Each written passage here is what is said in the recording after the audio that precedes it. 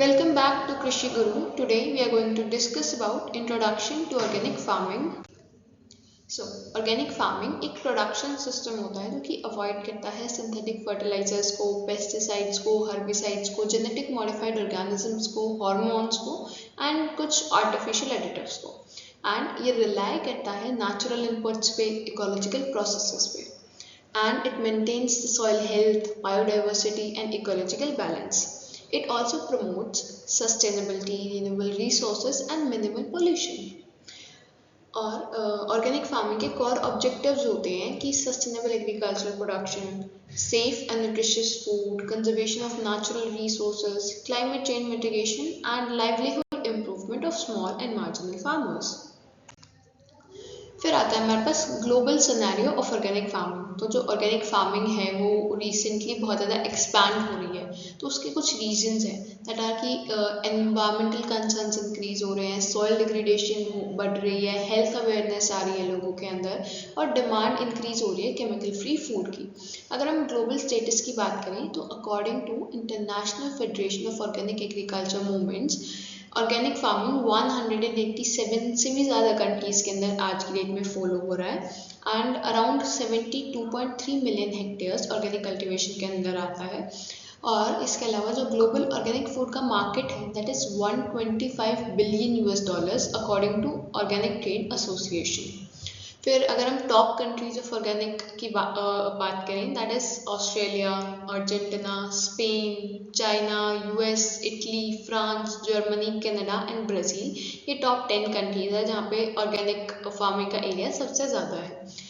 और अगर हम रीजनल डिस्ट्रीब्यूशन की बात करें तो यूरोप के अंदर लार्जेस्ट शेयर है ऑर्गेनिक लैंड का, फॉलोड बाय लैटिन अमेरिका। अगर हम मेजर ऑर्गेनिक लैंड यूज़ की बात करें तो परमानेंट पैस्चर्स में यूज़ कर सकते हैं, फ्रूट ऑर्चार्ड्स है, वाइनयार्ड्स हैं, मीडोज हैं। पॉलिसी सपोर्ट में यूरोपियन यूनियन ने स्ट्रेंथन करी अपने ऑर्गेनिक रेगुलेशंस को 2021 में। और इसके अलावा बहुत सारी कंट्रीज जो हैं वो सब्सिडीज प्रोवाइड करती हैं, सर्टिफिकेशन सपोर्ट प्रोवाइड करती हैं। Then we have principles of organic farming. Organic farming के basically 4 principles होते हैं, that is principle of health, ecology, fairness and care. तो सबसे पहले हम डील करते हैं principle of health से। अब इसमें क्या है, हमारा मेजर एम रहता है कि हम हेल्थ को सस्टेन करें। किसकी हेल्थ को? सॉइल की, प्लांट्स, एनिमल्स, ह्यूमंस एंड हमारे ओवरऑल प्लानट की। Then we have principle of ecology. तो अब जो इसका प्रिंसिपल है ये है कि जो लिविंग इकोलॉजिकल सिस्टम्स हैं या साइकिल्स हैं उसके ऊपर ही ऑर्गेनिक फार्मिंग बेस्ड होती है, मतलब ये नेचुरल प्रोसेसेस को इन्हांस करती है, सपोर्ट करती है। Then we have the principle of fairness, तो fair relationships with the environment and the society. Then we have ethical animal welfare. Next principle of care, तो इसमें हम ध्यान रखते हैं कि प्रिकॉशनरी और रिस्पॉन्सिबल मैनेजमेंट रखें हम हमारे फील्ड की, और रिस्की टेक्नोलॉजीज़ को हम अवॉइड करें जैसे कि GMOs, जेनेटिक मॉडिफाइड ऑर्गेनिजम्स या जेनेटिक मॉडिफाइड क्रॉप्स। फिर आते हैं हमारे पास practical principles and field conditions कि ऑर्गेनिक फार्मिंग के प्रैक्टिकल प्रिंसिपल्स क्या रहते हैं। मेजरली हम इसको 5 पार्ट्स में डिवाइड कर सकते हैं। सबसे पहले हम डील करेंगे सॉइल हेल्थ एंड मैनेजमेंट से। इसमें हम क्या करते हैं, crop rotation, green manuring, composting, vermicomposting and biofertilisers का हम यूज़ कर सकते हैं। इसके अलावा है बायोडाइवर्सिटी प्रमोशन, इसमें हम मिक्स क्रॉपिंग फॉलो कर सकते हैं, इंटरक्रॉपिंग कर सकते हैं, एग्रो फॉरेस्ट्री कर सकते हैं और नेचुरल हैबिटेट्स की मेंटेनेंस कर सकते हैं। नेक्स्ट है हमारे पास अवॉइडेंस ऑफ केमिकल्स कि हम कोई भी सिंथेटिक फर्टिलाइजर्स या पेस्टिसाइड का यूज़ नहीं करेंगे। अगर हमें कुछ एडिटिव्स डालने हैं तो that could be botanical extracts और bio control agents. Then we have animal welfare. अब इसमें हमारे पास आते हैं नेचुरल फीड, ओपन ग्रेजिंग और हम कोई भी ग्रोथ हार्मोन का यूज़ नहीं करेंगे। सस्टेनेबल रिसोर्स यूज़, इसमें हम क्या कर सकते हैं, हम कंजर्वेशन टिलेज कर सकते हैं जिसमें अराउंड 33% ग्राउंड कवर हमें मेंटेन करना होता है। Then we have water efficient irrigation, renewable energy use. ये हमारे बेसिक प्रैक्टिकल प्रिंसिपल्स है ऑर्गेनिक फार्मिंग के, जो कि हम फील्ड कंडीशंस में यूटिलाइज करते हैं। अब हम डिस्कस करेंगे ऑर्गेनिक फार्मिंग के स्कोप को इन इंडियन कंटेक्स्ट।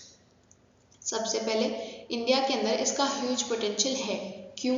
क्योंकि ट्रेडिशनल लो इनपुट एग्रीकल्चर है यहाँ पे, स्मॉल और मार्जिनल फार्मर्स अराउंड 86% है और इंडिजिनियस नॉलेज सिस्टम्स हैं, साथ के साथ लार्ज डोमेस्टिक और एक्सपोर्ट मार्केट भी एग्जिस्ट करता है।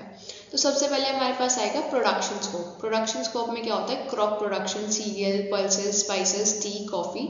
जैसे कि हमें पता है हमारी कंट्री के अंदर जो क्लाइमेटिक डाइवर्सिफिकेशन है वो बहुत ज़्यादा है, तो हम वाइड रेंज ऑफ क्रॉप्स को ग्रो कर सकते हैं, तो it acts as a production scope. Horticulture हो गई, एनिमल हस्बेंड्री है, साथ में फिशरीज और बी कीपिंग। और इंडिया जो है, अगर हम बात करें, एक लीडिंग एक्सपोर्टर होता है ऑफ ऑर्गेनिक बासमती राइस का, स्पाइसेस का, टी का और ऑयल सीड्स का। Then will discuss about economic scope. तो ऑर्गेनिक फार्मिंग के जो हमें प्रोडक्ट्स मिलेंगे उसके हमें प्रीमियम प्राइसेस मिलते हैं डोमेस्टिक मार्केट में भी और एक्सपोर्ट मार्केट्स के भी अंदर भी। इसके अलावा क्या होता है कि जो इनपुट की कॉस्ट होती है वो बहुत ज़्यादा रिड्यूस हो जाती है, नेट रिटर्न्स इंक्रीज हो रहे हैं, एम्प्लॉयमेंट भी जनरेट हो रही है, साथ के साथ एक्सपोर्ट अर्निंग्स भी हो रही हैं। उसके बाद है हमारे पास एनवायरमेंटल स्कोप। तो कार्बन सिक्वेस्ट्रेशन होती है सॉइल के अंदर, reduce green house gas emissions हैं, इम्प्रूव्ड सॉइल फर्टिलिटी, बायोडाइवर्सिटी भी इन्हांस हो रही है, वाटर कंटामिनेशन कम हो रहा है। नेक्स्ट हमारे पास है सोशल स्कोप। तो it improves farmer livelihoods, promote rural entrepreneurship, strengthen farmer production organisations, encourages women participation,